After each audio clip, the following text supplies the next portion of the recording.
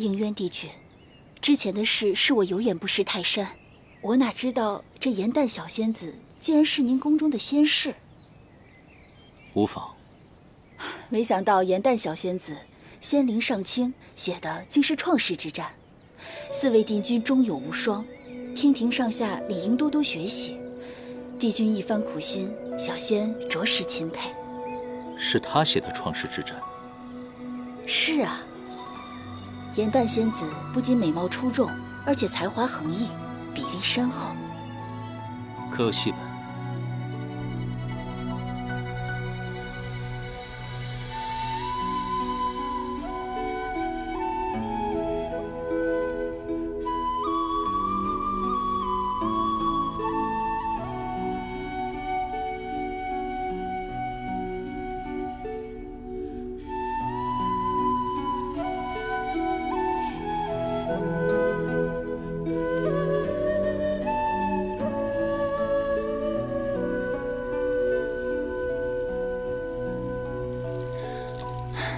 创世之战距离现在已经万年之久了，这史料都没有当年的地形图，还有战况的记载。结果你看啊，这张地形图上都写得明明白白的，而且这儿还有批注呢：9旗族备战之后可以转换视角讲述，这正合我意啊！哎，这究竟是何人做的批注啊？万年前的大战地形，还有出兵策略，都记录得非常清楚。若非是参加过战争之人，绝对不会了解这么清楚。这究竟是谁在帮咱们啊？我知道是谁。谁啊？田螺姑娘。是真的，我在戏本上看到的。这是凡间的一个传说，说是有一个非常善良的凡人，但是生活得很辛苦，于是这个田螺姑娘便在晚上的时候替他洗衣做饭。这不巧了吗？你看看我，也是一个善良可怜的小仙士啊！啊，好，你说什么就是什么啊！我太聪明了，我能清楚知悉9旗族的行军路线，此人或许知道当年灭族之事的真相。本君批注之事，不便让旁人知晓，以免徒增聒噪。应渊帝君平时日理万机，竟然还有时间给颜淡批细本子。看来这个颜淡可不一般呢。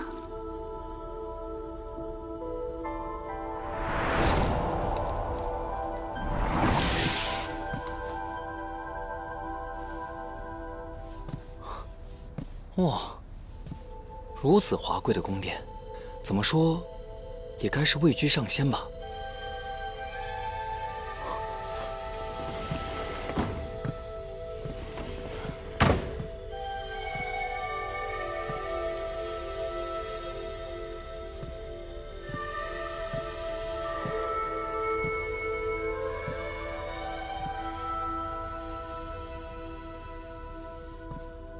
你深夜造访，不会为好奇而来，意欲何为？不妨直言。你好心为檄文批注，却不想让我看到你的面目，难不成你有什么秘密？喂，别那么小气嘛！我只想知道，你到底是谁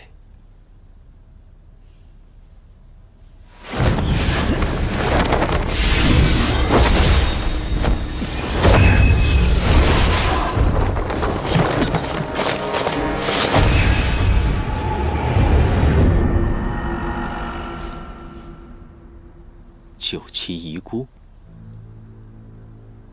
你能识得9旗之力，那昔日创战之时，9旗抗战之际，你必定到过阵前。你为何人？能否告诉我，他们是因何而亡的？我知道的和你别无二致。创世之战时，我驻守在仙界，与9旗一族不在同一个战场。战争之初，9旗的确骁勇，屡克敌军，但修罗族强悍，各族伤亡惨重，增援有限。或许他们的确已经尽力了。我不信。你信也好，不信也罢。你既然有幸能存活下来，最好忘记这段记忆，好好的活下去。可是我……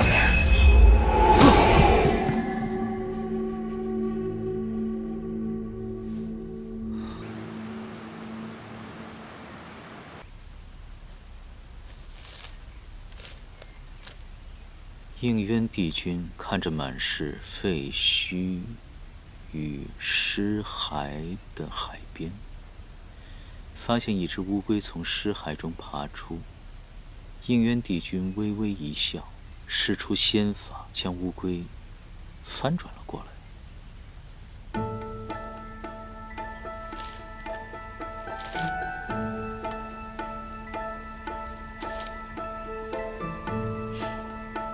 胡闹！不好了，不好了，不好了，大事不好了！颜淡，近之一劫，你愈发放肆。本君让你进来了吗？何事如此慌张？说实话，我也不知道为什么慌张，只是外面的仙士都如临大敌，慌乱如麻。是陆景让我跑进来告诉你，说是什么火德元帅来了。他是什么人啊？火德怎么来了？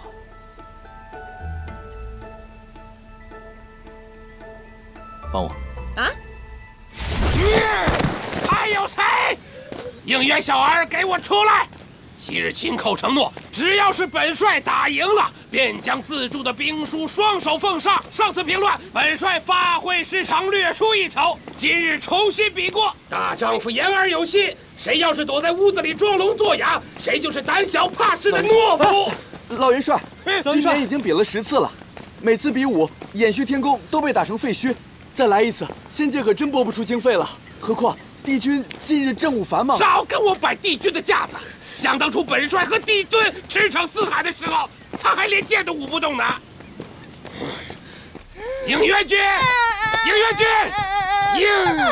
帝君，帝君，你醒醒啊！你怎么这样了呢？为了几个奸细，几天几夜不眠，而如今又为了兵房之事，往返于天机阁和练兵场之间啊！你年纪轻轻的，怎么就病倒了呢？虽然病在年深，可却伤在河宫仙士所有人的心啊！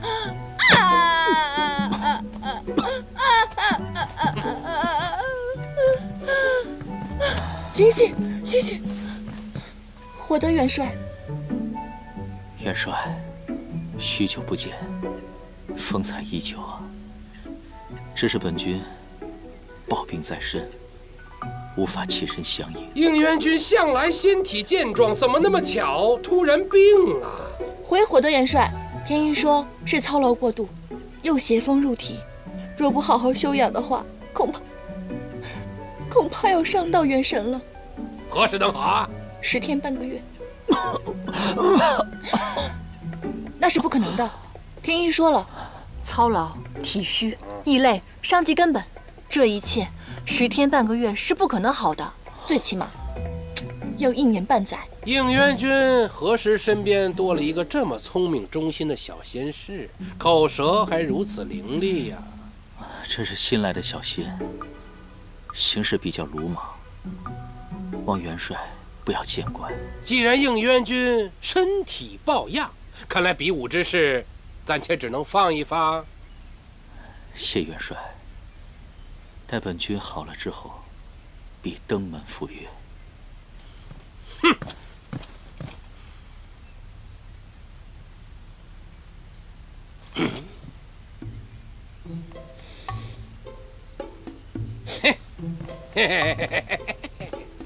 帝君染病，本帅身为长辈，怎能安心离去呀？既然这偃虚天宫没个会伺候的，那么本帅便留下来照顾一二。元帅，这等小事，怎能让您操劳？您是仙界当中仙灵最长的上仙，不敢劳烦。应元君无需见外，自古以来便有中仆挽肉救主、尝遍遍及的佳话。既然这小仙士如此忠心，想必不会推辞吧？哎，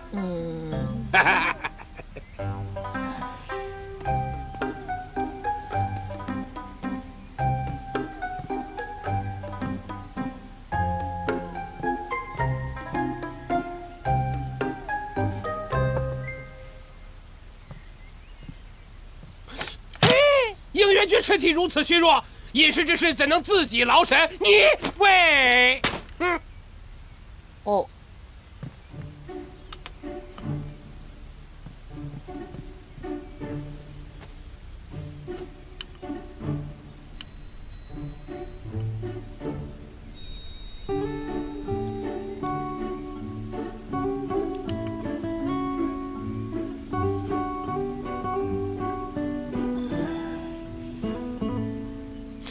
这是本帅的秘方，虽然苦了点、咸了点、臭了点，但专治风邪。应元君如果不愿意喝，想必是这小仙士伺候的不周。来人呐！不必了，喝。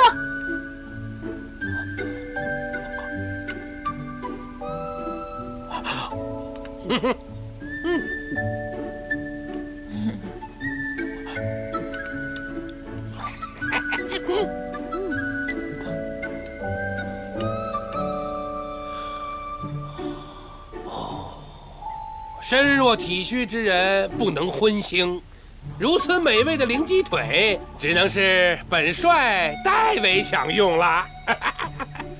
哇哦！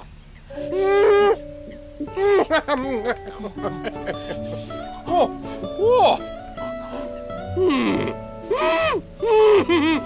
哦，对，不能荤腥。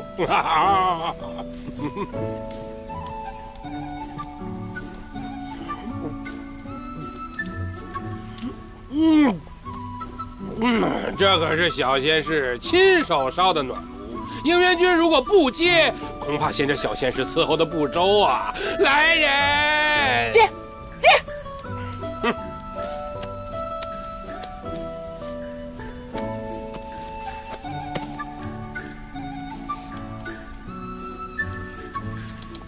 真是主仆情深呐！这身弱体虚之人最怕受凉，我再叫青云烧个10个大火盆过来。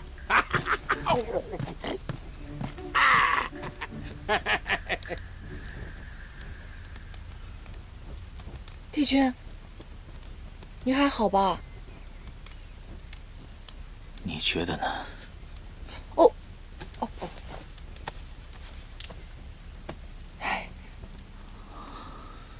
帝君，要不然您就把兵书给他吧。这老头现在天天想让我割肉给您治病呢。不可能。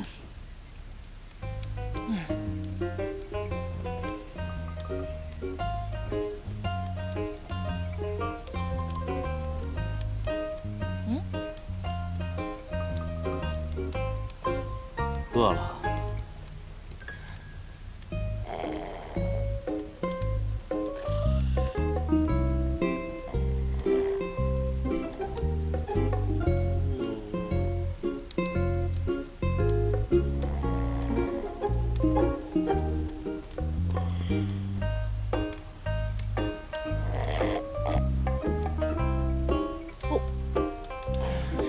抱歉啊。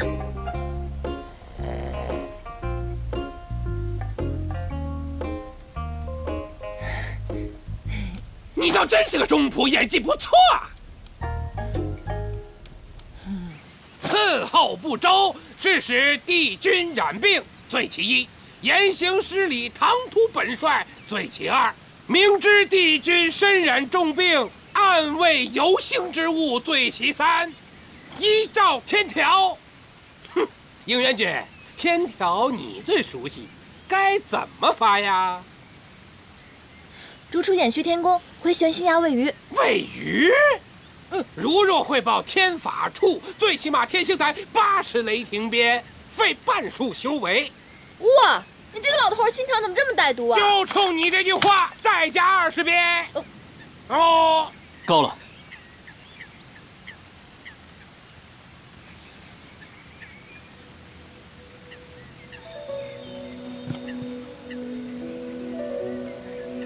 此书本君苦心编撰千年，还有最后一章尚未完成，因爱惜物件，所以才不愿借出世人。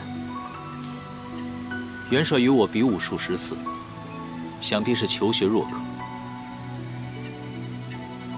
此书万望爱惜。本帅问你借书，那是看得起你。帝尊见了本帅，亦是尊老敬老。哼，本帅凭什么接受你的指点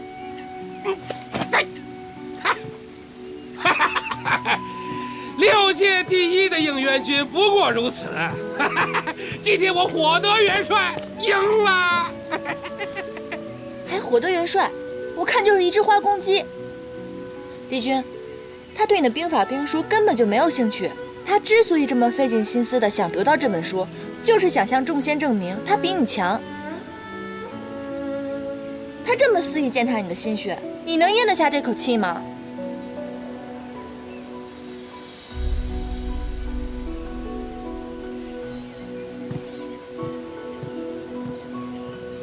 若非比试，私自对神仙动物视作有业暗害，触犯天条，火德是天庭里资历最老的神仙，连帝尊亦对他无可奈何。帝君向来守规严苛，这气啊，咬碎了牙也只能咽下。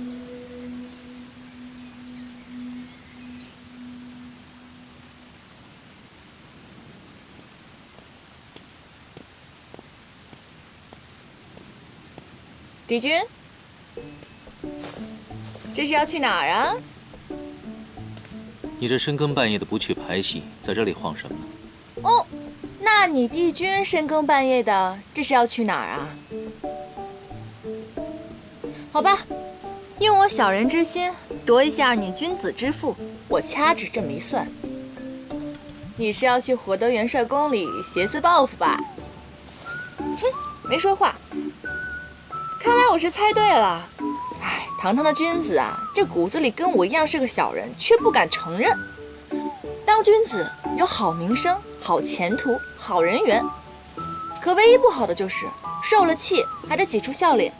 而当小人，百害唯有一利，那就是过得好。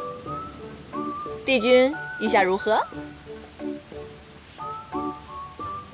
自作聪明，还不跟上？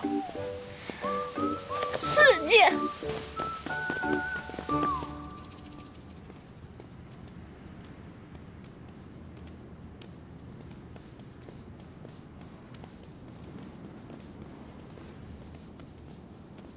应元帝君，火德元帅已经睡下了。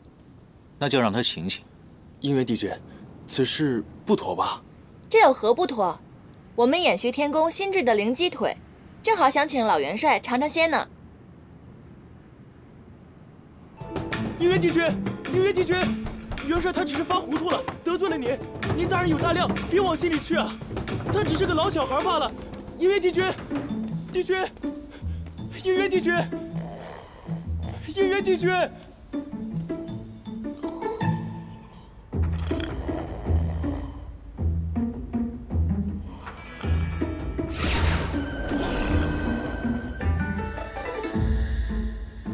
3天2头的来比武，输了就把我的后院砸得稀巴烂。本君念你仙灵掌，给你个台阶下，你倒反客为主，教训起我来了。盐蛋给本君弟吃的，你就要打他80雷霆鞭，哼，当本君圆寂了。就是。帝君，您给他施的什么咒啊？禁食咒。日后他见了他自己喜欢吃的灵鸡腿、八宝蹄膀，就会反胃作呕。不过也好，少吃荤食，延年益寿。没想到你做小人比做君子还有天赋啊！没给他下禁酒咒，已经对他是莫大的客气了，还不赶快去找？收到。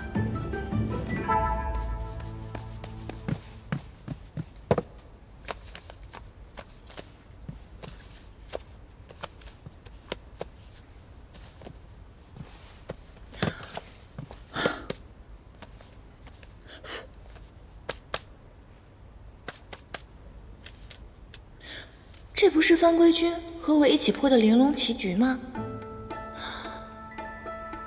原来这兵书是以棋局为喻，暗合兵法。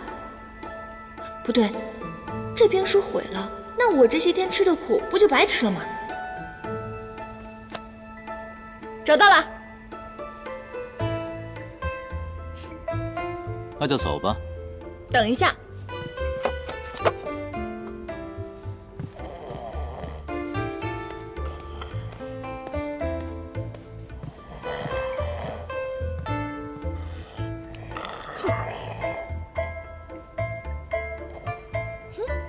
这本书也算是借过了。走吧。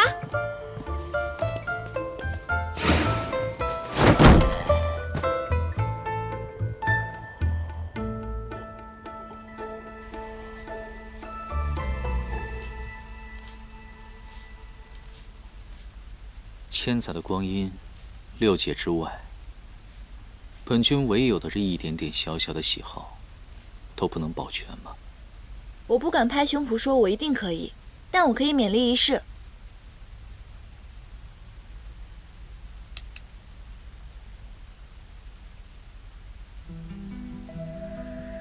你竟然能记得？当小仙的本分嘛。若兵书能卖的话，要5分成。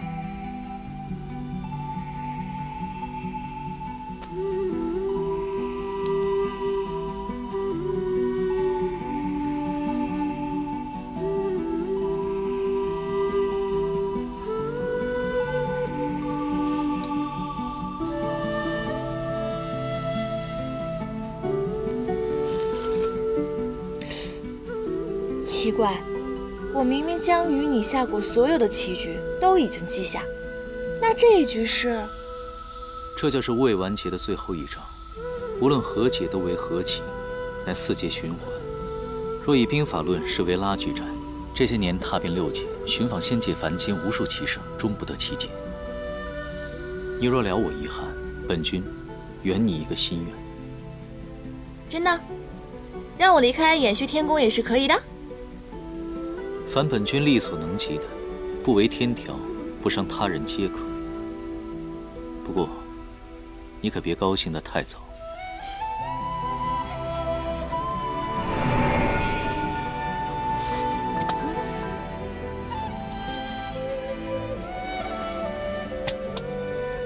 这看似白子是占优势，可若贸然消劫的话，便会自损16子。如若白子不自损，那么黑子也无法攻出。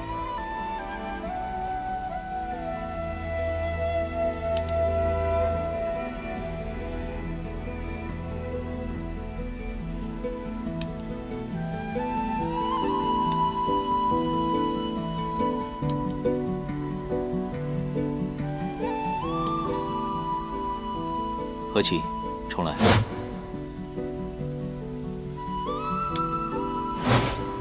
再来。等一下。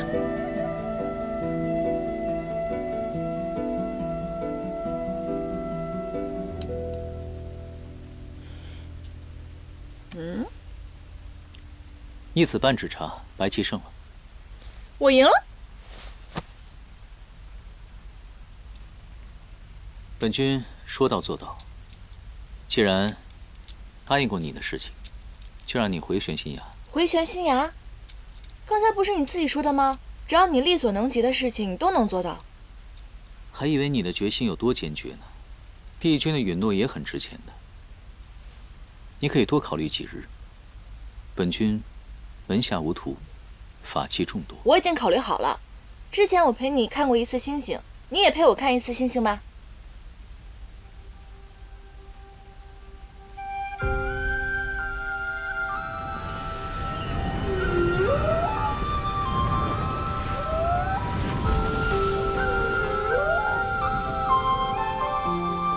哇，好大的鲲啊！说好了。放心，此事天知地知，你知我知，绝不外传。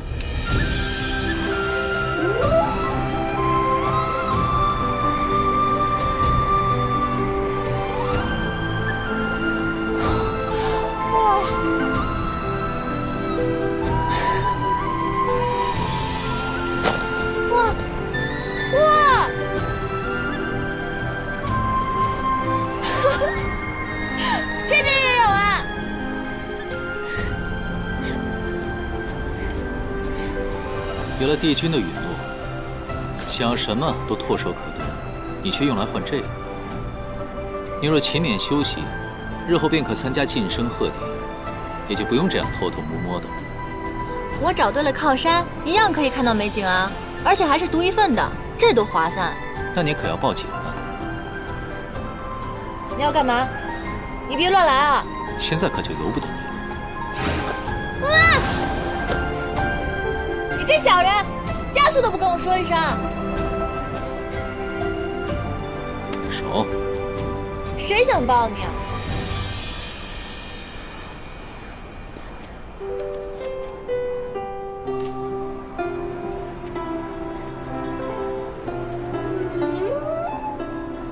这样的赐福我经历过千百次，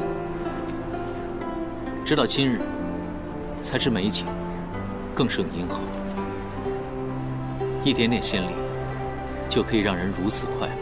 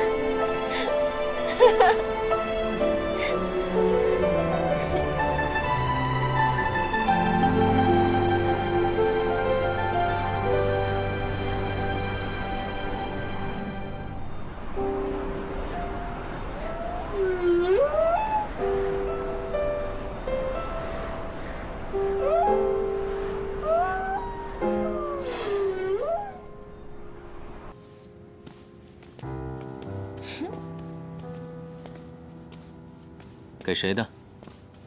秘密。秘密？必是没有见过赐福的微末小仙。你干嘛？你还给我！你干嘛？还给我！本君可提醒你，修仙之人不可有情。你这人心眼怎么这么龌龊？这是给芷溪的。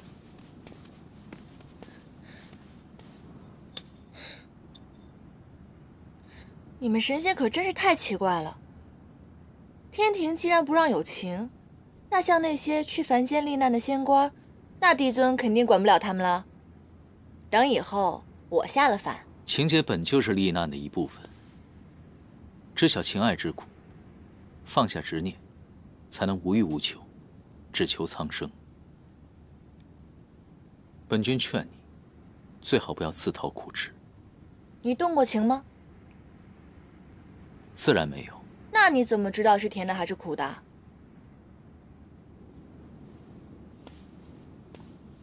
哼！深夜擅闯天机阁，是何宫何殿所派？所谓何事？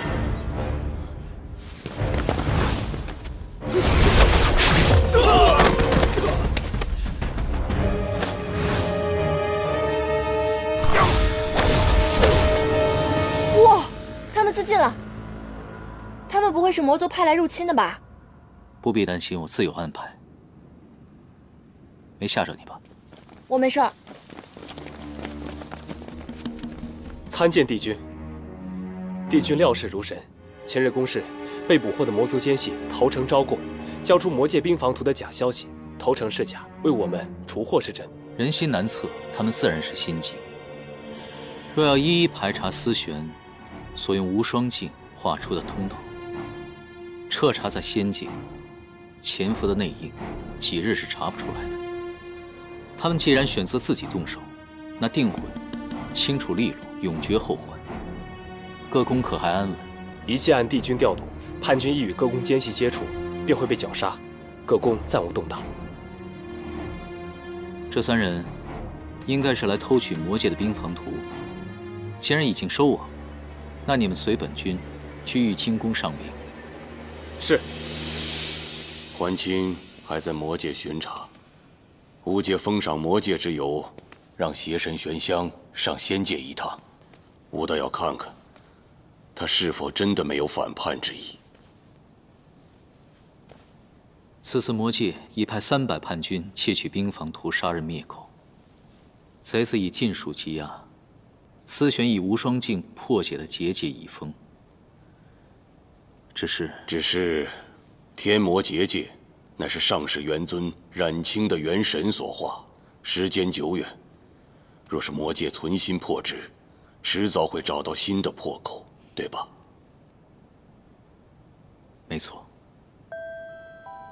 修补元尊的结界，绝非易事。即便是倾尽仙力，力竭而亡，吾也未有十全的把握。此事，你让吾再想一想。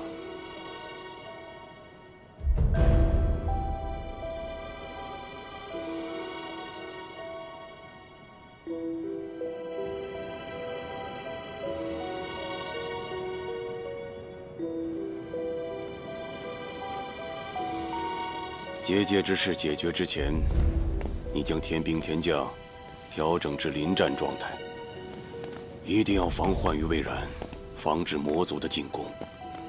应元君，这仙界的上仙之，这是何人？严旦。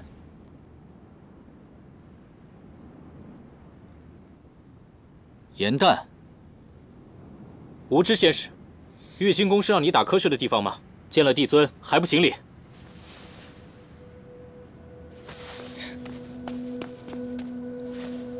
拜见帝尊，小仙是衍虚天宫的仙士，名叫严旦。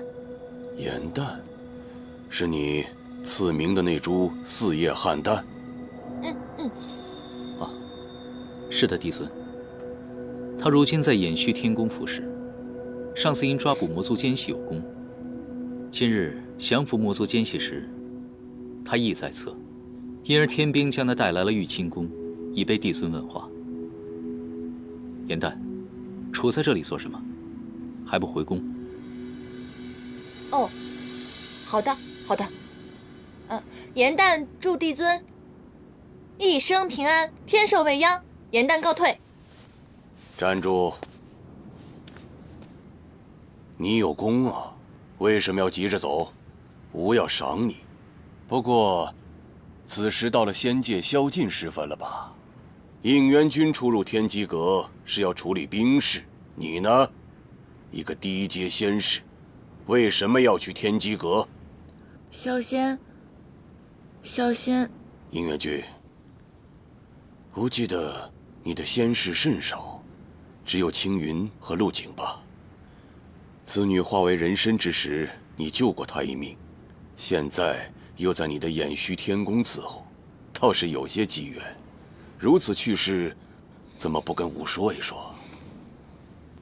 帝尊，仙士调配本来就是微末小事。仙神不得有情，这是上世元尊陨灭之时定下的天条。此女若是对你动情，便是在挑战天罡。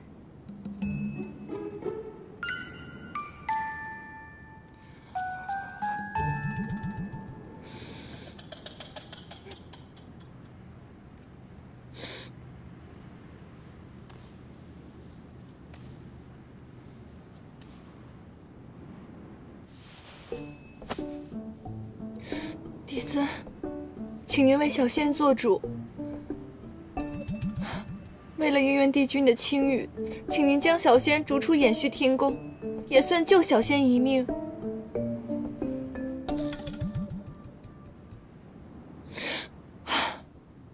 小仙原本是玄心崖一个无忧无虑的小仙使，奈何突然有一日碰见了应元帝君，他欺负我仙鬼，小仙一时激愤，便上前斥责怪应元帝君不该欺辱天庭神兽。奈何应元帝君堂堂的一个帝君啊，如此心胸狭隘，为了掩盖自己的罪行，便把小仙调入了衍虚天宫，开始实施疯狂的报复。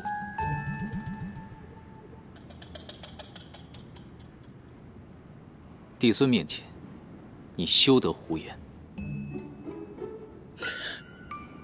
一宫之大，添砖补瓦，打扫拖地、洗衣做饭，全部由我一个弱女子来做。小仙虽然仙龄尚浅，可是小仙的内心受到了极大的伤害呀，帝尊。够了啊！你这小仙牙尖嘴利，颠倒黑白，分明是你损坏了本君的混元玉带，尚未修好，如今就想离宫。帝尊慧眼如炬，他怎会轻信？小仙没有胡说，帝尊，请您一定要为小仙做主啊，帝尊。那你深夜去天机阁，所为何事？是这样的，小仙最近写出了一出戏，名叫《创世英雄传》。这出戏是小仙为瑶池盛宴特意写的。可是白天的时候，延续天宫的差事实在是繁忙，小仙只能晚上到皮相殿偷偷练习。可奈何晚上的时候，月黑风高，小仙一时迷了路，便碰到了应元帝君与贼人交战。小仙虽然仙龄尚浅，可是小仙有一颗为六界抛头颅、洒热血的赤诚之心，便勇往上前。仅是如此吗？是真的，帝尊。若帝尊愿意的话，小仙可以现在为您表演我已经写好的段落。话说万年前，天地初开，日月混沌，人与妖。哎，好了，小小年纪这般聒噪，别说应元君了，吾都想罚你。先是严旦，违反宵禁，殿前失仪，罚用灵书笔抄天条100遍，限明日午时上呈凌霄殿。是。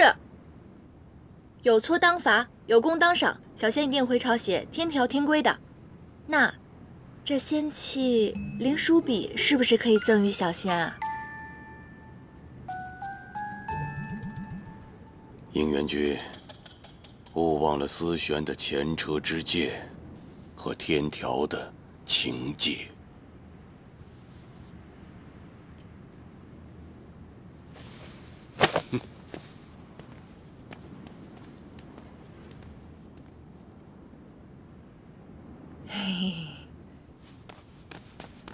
实属无奈，为了证明你我二人纯洁的关系，只好出此下策了。刚刚帝尊说的思玄，不是妙法阁的前掌事吗？你跟他什么关系啊？他现在人在哪儿呢？说来听听嘛。值不值得，帝君日后便知。情有心伤，帝君难道无心吗？帝君想什么呢？说来听听，分享一下。回宫。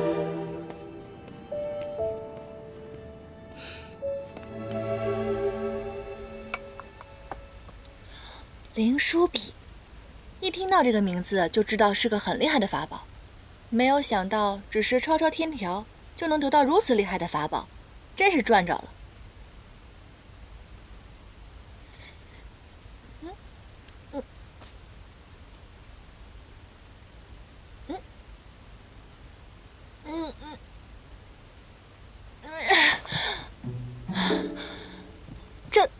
这笔怎么回事儿？心眼杂了吧？这个灵书笔重达1000斤，无法靠仙力御物抄写，只能用苦力了。不到10夜，你这胳膊就报废了。好歹也是堂堂6界的帝尊，怎么心思如此歹毒？严旦，不可编排帝尊。玉清宫里言行无状，帝尊没送你去天星台，这已经是宽仁了。哎，我看你现在是过河拆桥，狼心狗肺，难道你没有看出来吗？帝尊也看出来了，我们两个暗通款曲。要不是我演技好，我们两个现在已经在天星台等着受罚了。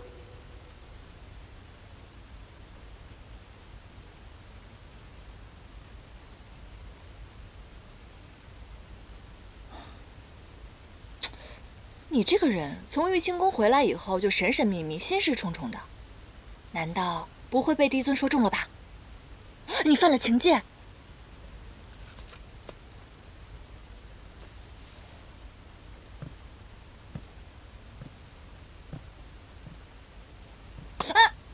活够了。哦，难道是你跟思璇？是我杀了他。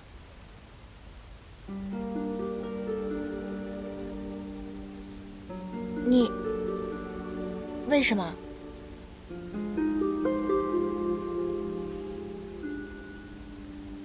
他犯了情戒，天星台上是我处决了他。